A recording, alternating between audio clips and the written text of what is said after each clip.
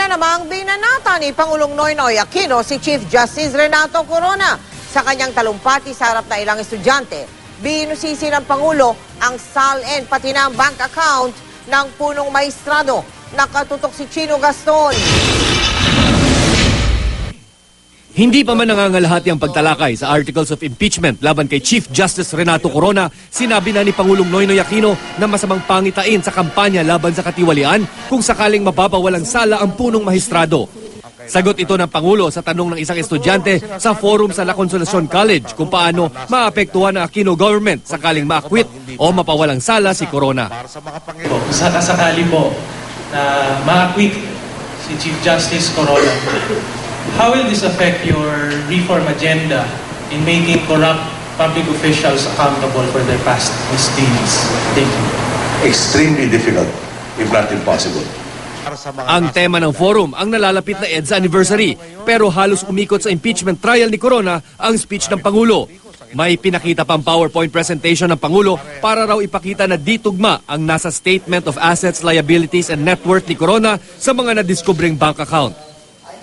Naman, maliwanag pa po sa sikat ng araw, Ginoong Corona. Ang sinumpaan mong salaysay ay hindi tugma sa natuklas na pag-aari mo. Maski saang paaralan po, hindi lang sa Pilipinas, kundi sa buong mundo. 3.5 million pesos does not equal 31.5 million. Alin po ba ang totoo, Ginoong Corona? Simple lang naman po ang tanong na naisagutin ng paglilitis na ito. Dapat pa ba tayong magtiwala kay Ginoong Corona? Pati ang appointment ni Corona bilang Chief Justice, binalikan din ng Pangulo. Alam naman namin kung bakit isiniksik ni Ginoong Arroyo sa Korte Suprema. Yan po ay para pagtakpan ang katiwalian niya.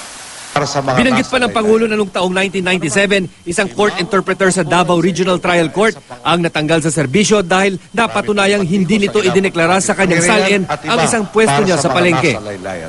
Kung si Ginang Flores po ay sinisante, ano pa kaya ang dapat hatol kay Ginoong Corona? Kailangan pa po bang tanungin kung impeachable offense ang ginawa niya? Kaya ang tanong raw niya ngayon, bakit pilit umanong itinatago ang mga dollar account sa PS Bank ni Corona? Matatanda ang naglabas ng TRO ang Korte Suprema sa lahat ng sampina patungkol sa dollar account ni Corona dahil mahigpit na ipinagbabawal ito ng Foreign Currency Deposit Act. Pero nilinaw ng palasyo na hindi iniimpluwensyahan at pinipressure ng Pangulo ang mga senator judges. Gusto lang daw nito maging patas ang lahat. Naniniwala pa rin naman daw ang Pangulo sa proseso ng impeachment trial. Your Honor, we can provide... Chino Gaston, Nakatutok, 24 Oras.